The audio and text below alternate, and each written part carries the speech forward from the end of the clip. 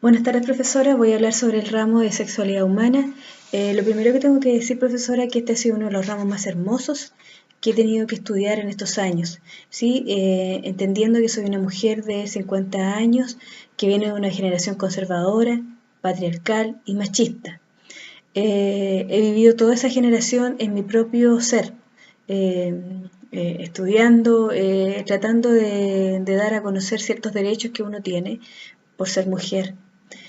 Lo que más me ha llamado la atención es entender que la sexualidad es parte fundamental de la biología del ser humano. Esta sexualidad que es normal y que es hoy día diversa, amplia. Empezando por entendiendo que la sexualidad viene del tiempo de la historia del ser humano en la Tierra, en el planeta. Quisiera hablar un poquitito sobre los griegos que hablaban sobre Eros y este amor erótico que ellos consideraban y la filia que tenía que ver con la filia, que era la noción elevada del espíritu, ¿sí? Y también sobre los hebreos, que hablaba sobre la prohibición de las relaciones sexuales, llegando llegando al cristianismo, donde la castidad era considerada virtud, ¿sí? También en la Edad Moderna, la Ilustración, recién ahí se hablaba del placer sexual que era considerado natural y deseable. Algunos avances en cuanto a la tecnología que tienen que ver con la sexualidad, investigaciones, y que hay que nombrarlo, que es Sigmund Freud sobre el psicoanálisis. Él hablaba sobre que el cuerpo tiene ciertas partes erógenas, ¿sí?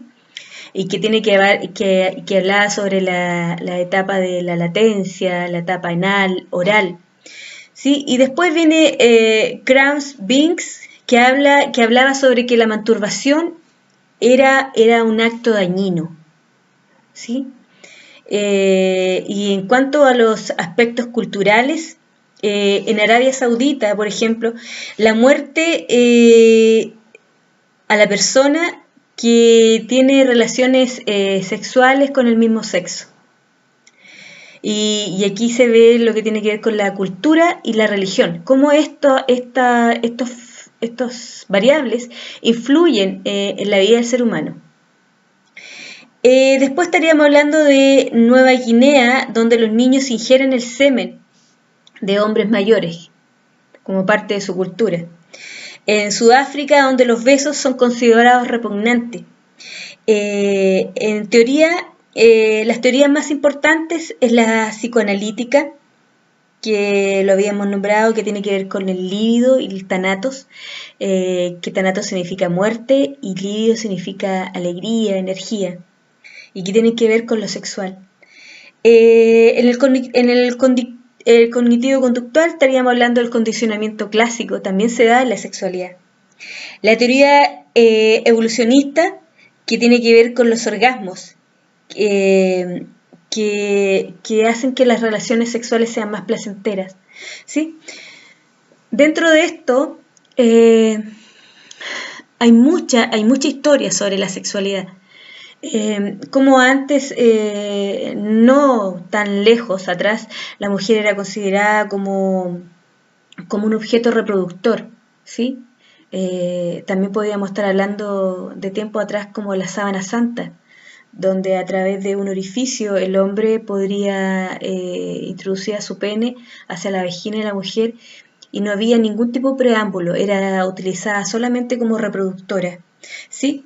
Pero nadie puede vivir la sexualidad sin protección, sin responsabilidad, ¿sí?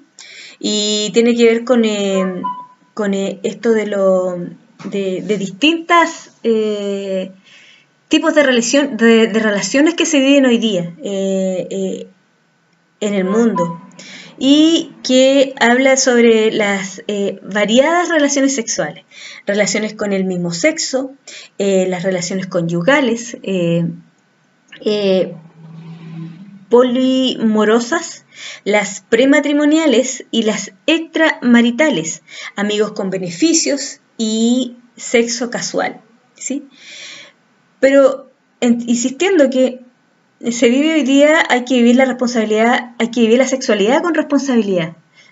Sobre todo lo que tiene que ver con las relaciones de infección sexual, de transmisión sexual, que son las ITS, ¿sí? Que tiene que ver con el SIDA, del síndrome inmunodeficiencia adquirida, que tiene que ver con los herpes, que tienen una infección que en la boca y en la cara, ¿sí? Y el SIDA, que se transmite a través de las relaciones sexuales no protegidas, ¿sí? Y también a través de las vulvas y del sexo anal, ¿sí? Oral. También hablar de las infecciones que tienen que ver con los fluidos corporales, como son la gonorrea, el sífilis y la clamidia. Existen distintos métodos anticonceptivos hoy día.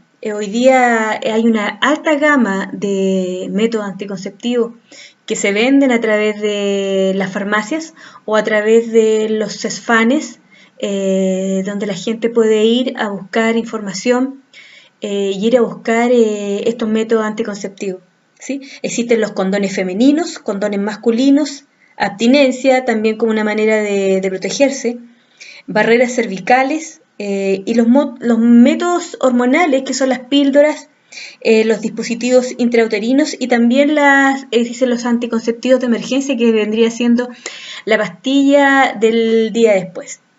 Y no puedo dejar de nombrar, profesora, todo lo que tiene que ver con esta nueva diversidad sexual y género, los LGBTI,